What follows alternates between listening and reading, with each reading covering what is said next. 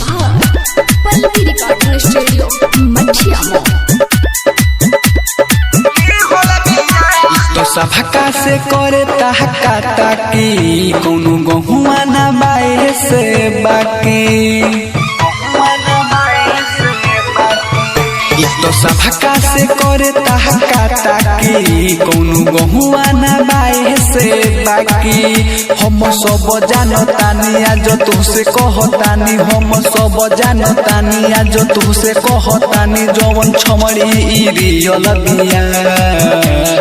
तोरा से जवन बिहल बिया मारे के हमरे लिहल बिया तोरा से जवन बिहल बिया मारे के हमरे लिहल बिया हाजीपुर वैशाली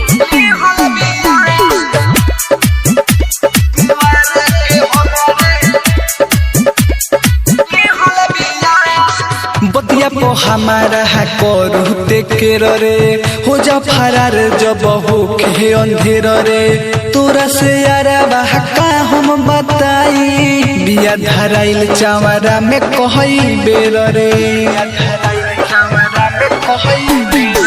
बतिया पो हमारा करू देखे रे हो जा फरार जब हो के अंधेर रे तोरा से यारा का हम बताई बिया धराइल चावरा में कहई बेर रे आज जते हूँ जइबे जानी पी के लो भवाला पानी आज जते हूँ जइबे जानी पी के लो भवाला पानी सुनु ई छमड़ी जियल बिया तोरा से जवन बिहल बिया मारे के हमरे लिहल बिया तोरा से जवन बिहल बिया मारे के हमरे लिहल बिया हाजीपुर वैशाली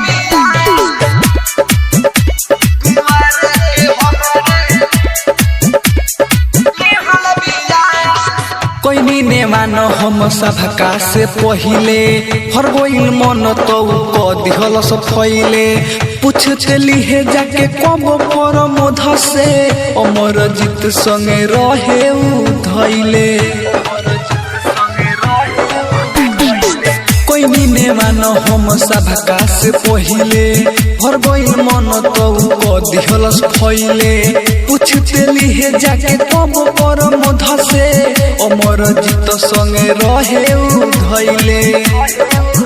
तेहू ले बारे कोड़े अब दिहे यार छोड़ तेहू ले बारे कोड़े अब दिहे यार छोड़ माल लोकल तो के दिहल बिया तोरा से जवन बिहल बिया मारे के हमरे लिहल बिया।